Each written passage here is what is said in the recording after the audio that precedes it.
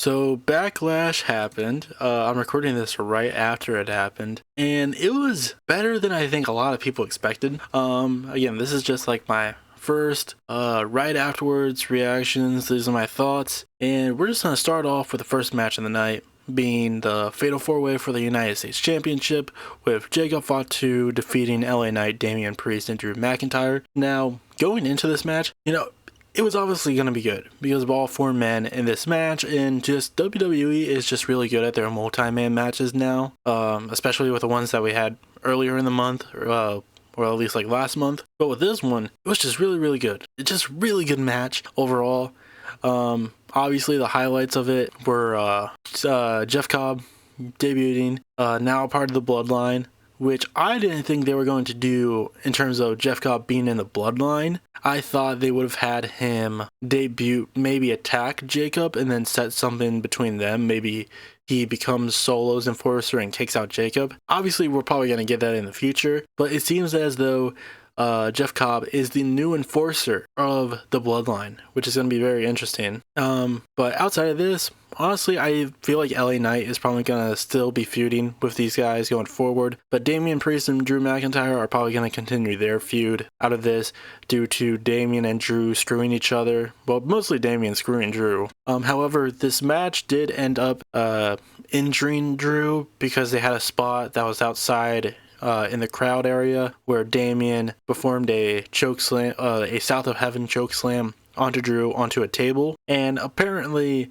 Drew's head didn't go through the table, it went onto the floor. Like, his head missed the table. So he's gonna be injured. I believe I seen reports that said he was getting looked at by medical. Hopefully he's okay. Hoping for the best. But overall, this match was just chaotic in the best way possible. There was obviously every staple of like a Jacob Fatu match is that he just no-sells like an animal, but like there was a part in this where he did that and it just felt like a horror movie villain, just popping up and just attacking. It was really fun. But yeah, overall it was a solid match, very solid. Then after this, we had the Lyra Valkyria Becky Lynch match for the Women's Intercontinental Championship, with Lyra Valkyria beating Becky in a way that I didn't think they were going to go for.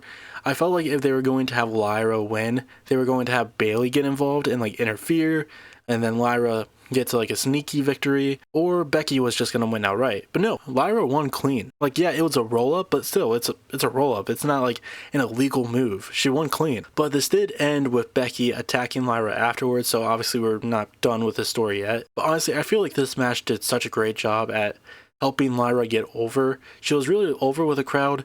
Becky, she looked great with Becky, who, in my opinion, Becky is like, I honestly don't see how you couldn't put her as the GOAT for women's wrestling, especially with how giving she is to young talent. I mean, just look at her NXT Women's Championship reign and what she tried to do for girls on the main roster. So yeah, I think she gave a lot with Lyra during this match. It was just really fun, just really great. Probably the best match of the night.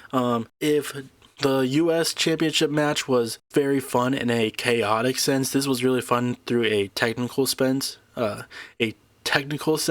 But yeah, overall, match of the night. Solid match. Can't wait for what's going to come afterward. Maybe Bayley will get involved, but it seems like they're going to keep it very much just Becky versus Lyra for now. And then next up, we have Dirty Dominic Mysterio beating Penta for the IC title. I thought this match was going to be better than it was, in my opinion. It might have been the weakest one. It might have been the weakest match. It had some good spots, don't get me wrong, but maybe, I don't know, I just wasn't feeling it as much as the other ones. But it wasn't because of Penta and Dom itself.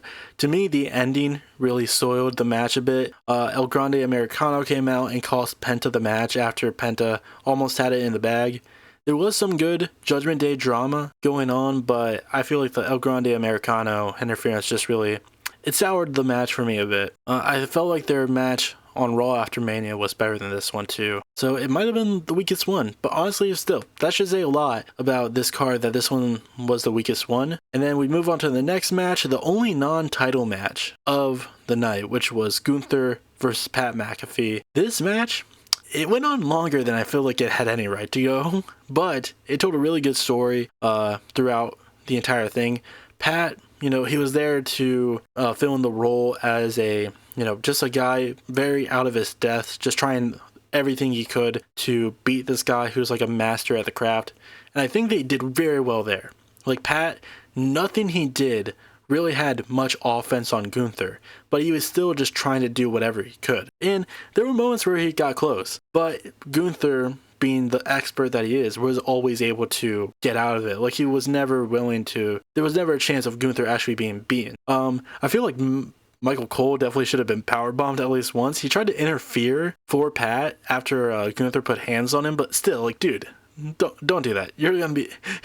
I saw a tweet that said that Michael Cole, if he doesn't stop with Gunther, will be commenting on Eddie Guerrero versus Randy Savage in heaven if he doesn't stop playing. But yeah, this match was pretty good. Gunther just filled in that spot of like the monster that he was supposed to be, just beating down Pat, never going for pinfalls when he could have. You know, he definitely had submissions here or there, but again, it was very much just Gunther being like, it's keeping his promise of being like, yeah, I'm going to wear you down. I'm just going to beat on you. I'm going to like teach you a lesson, essentially. And I think it worked really well. There was also a bit of like sportsmanship at the end of this. Like Gunther kind of gave Pat his flowers. He didn't like shake his hand or anything. He was just kind of like, you know, good job. And I saw I saw like one person complain, being like, you know, Gunther's done, you know, had matches with like Sami Zayn, Chad Gable, all of these people, but Pat McAfee is the guy he gives respect to. But like, I think they're kind of missing the point with that, because like with Gunther, I think the reason why Gunther wouldn't give those guys their flowers and would give Pat his flowers instead is because like with those guys, they're wrestlers, so that's what he expects from them. He expects them to be wrestlers. But with Pat, he's a commentator. He's had some wrestling matches, but he's still a commentator. So like for Gunther to be like, yeah, I'm kind of, you know, I'm gonna acknowledge you a bit, it's kind of like you held your own for a bit. Like you did more than other people would in your position. Like I think it's that. It's not like, you know, you're not gonna hold like someone who's just starting out being a football player to like some of the greatest football players of all time. If someone who is like very new at it is able to do a pretty good job compared to what a normal rookie would do, you're gonna be like, hey, you're doing good, you know.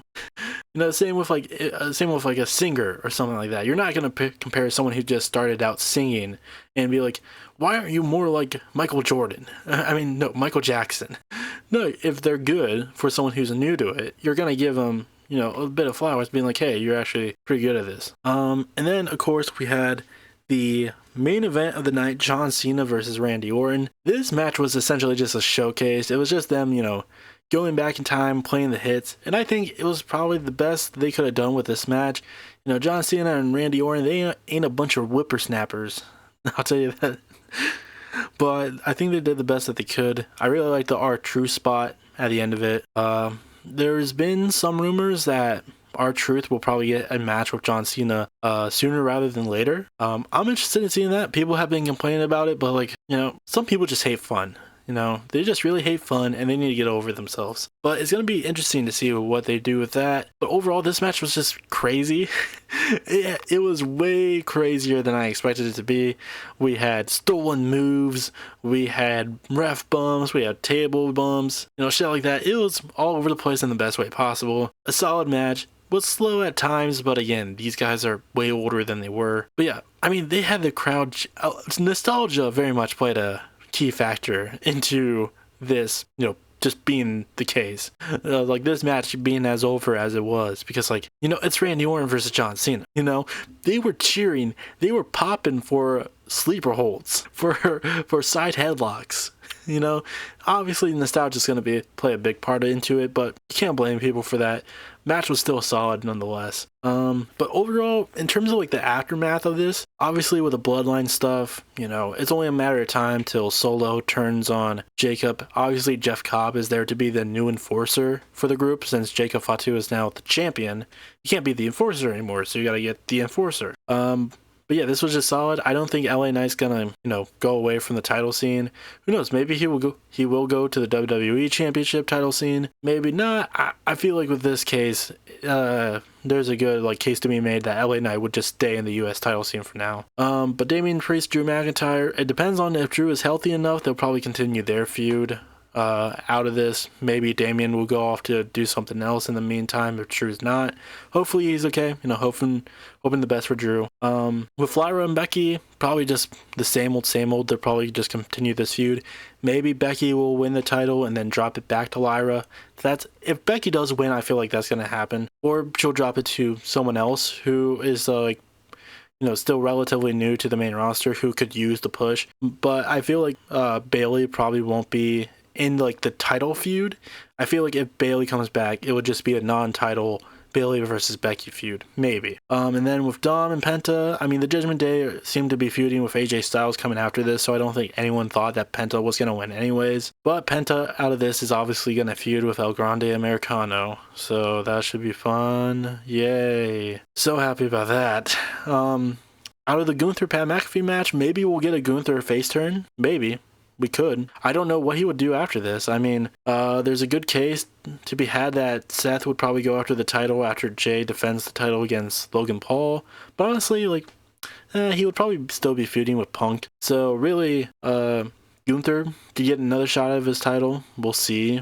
Who knows? I really don't know what they'll do with Gunther after this. A part of me thought that there could have been a moment where Wade Barrett got involved and maybe they were teased something up with him, but it's going to be interesting to see what they do with Gunther. Maybe have him go back down to the IC title scene, maybe check that out a bit. It's going to be interesting. There's rumors that he's going to be facing Goldberg by like the end of the year when Goldberg has his retirement match this year. But until we get to that, I don't know what the plan is for Gunther after this. I really don't know. It's going to be interesting. Be very interesting. And then John Cena, Randy Orton. Who's next up for John? I mean, R-Truth would make the most sense. I would like to see them play this out a bit, though. For them to, like, play out the R-Truth John Cena thing. Like, maybe have Cena, you know, be like, I don't know if he would be antagonistic towards Truth outright. I mean, he kind of ignored him. But, like, if he sees how useful Truth could be in this capacity, would he keep him around? Or would he just try to shut him down outright, and would that make Truth turn on him? Because, like, yeah, Truth is a bit of an idiot. Like, that's what his character is. But as we saw with, like, the Miz stuff, like his, run with Miz, at some point he's going to realize, like, oh, this guy isn't my friend, and then he'll turn on him. So it's going to be interesting to see what they do with this. But yeah, that's all I really have to say. It was a fun pay-per-view overall.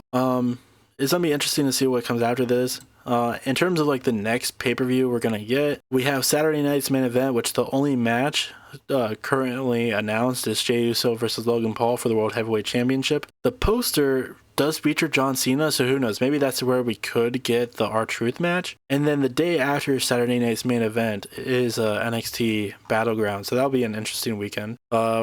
Right now, the match card is Joe Hendry versus Trick Williams for the TNA World Championship. That will be fun. Stephanie Vaquer versus Jordan Grace, who had a great match with Julia on NXT. A lot of people complained about it because of some head hitting the mat type stuff going on.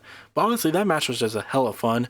Obviously, Julia, after the match, she went to I believe she went to Twitter and commented on it. Obviously, she doesn't give a shit. Like, she's from fucking Stardom. You think she's on the mind that much? But yeah, Jordan Grace and Stephanie Vaquer for the Women's Championship. That's gonna be great. Then we got Oba Femi versus Miles Bourne, Randy Orton Jr. for the NXT Championship. This one is a surprising one, but I'm not gonna hate on it. It's gonna be interesting. Gonna be interesting to see what they do with like No Catch Republic too. No Quarter Catch Crew. It's a weird name. The No Quarter Catch Crew after this, because like I really do like that group, the No Quarter Catch Crew, but they don't do much, do they? I would like to see them do something. Like I love the tag team match that like Miles Bourne and Tavon Heights had against Fraxium back at, I believe it was Deadline. Like, that match was really fun. Hopefully, I don't know. I was hoping for something like that, but no, we get Miles Bourne. Gonna be interesting. Gonna be interesting to say the very least. I find it interesting to see what will be the main event of this event, though. It'll probably be Stephanie versus Jordan, more than likely. So we'll just have to wait and see. Alright, so obviously, I recorded this right after Backlash. I'm pretty sure I put it somewhere in the video that I did. But, due to the fact that I did it right after Backlash, I missed some stuff on the press conference, which basically confirmed we're going to get R-Truth versus John Cena. Some people are speculating it will be Saturday night's main event that will get the match. Honestly, probably for the best. Just do it right away if you're going to do this turn already. But yeah, I'm pretty psyched for it. You know, it's been a contentious issue online of people being like, oh, this is a stupid match to do right now. But honestly, why not? I mean, R-Truth's been doing the John Cena stuff for years at this point. Like, this would be the best way to pay it off. Also, it's on a pay-per-view it's at an event that really doesn't mean that much. Like, it doesn't have that much prestige to it. So, like, why not? Just why not? If you're gonna do it anywhere, you can do it at a Saturday night's main event. You don't need that much of a build to it. I don't know why people are complaining. Like, okay, yeah, it takes up one more slot that John Cena has on his retirement tour, but we still have like over half a year to go. I think we can spend one of them, like one of these slots, on an R-Truth thing, especially because R-Truth is insanely over with the crowd and has been doing this John Cena work for years. So I think, you know, for like one match, you can't sit through one match. Quit your bitching.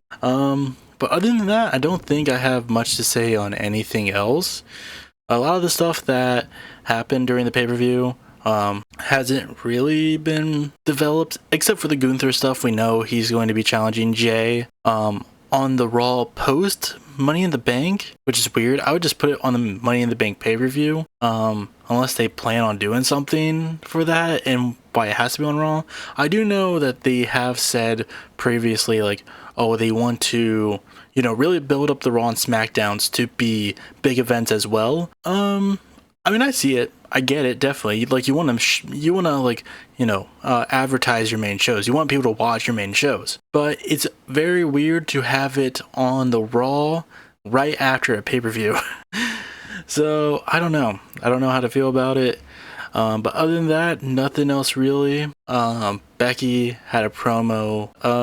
They seem to be leaning into like the Becky Hogan stuff that people have been discussing on Twitter, which I think is really dumb. At least like the discourse is really dumb. I'm really enjoying the character work right now. But yeah, this is all I had to say in terms of like, you know, post-Raw Backlash. That's all I really had to say on the matter. Hello everyone, thank you for watching today's video. If you would like to see more videos like this, please leave a like and subscribe down below. If you would like to check out my main channel where I do political commentary as well as talk about internet drama and stuff like that, go follow my main channel Fruity Soar. If you would like to check out my gaming videos, you can follow me at Fruity Soar Gaming. But that's all I had to say for today.